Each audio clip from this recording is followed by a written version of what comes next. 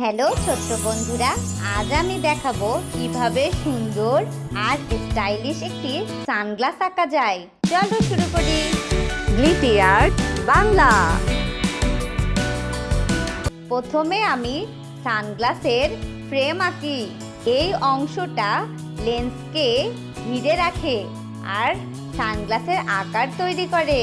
তারপর আমি আঁকি টেম্পলস, মানে যে অংশটা কানের উপর দিয়ে যায়।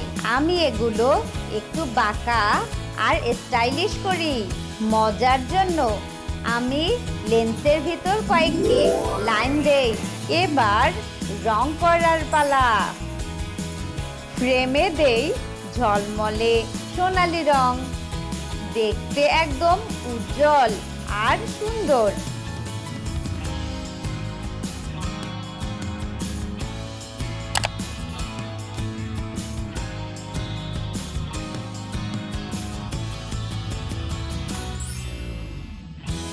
তারপর লেন্সের বাইরের অংশে দেই ঝলমলে নীল রং, যাতে একদম কুল লুক পায়।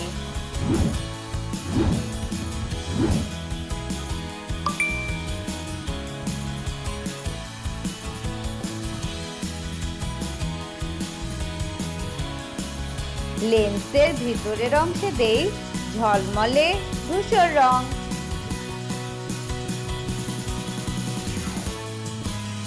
সব শেষে লেন্সে একটা পাতলা ঝলমলে দাগ দেই, যাতে ডিজাইনটা একদম নিখুঁত হয়।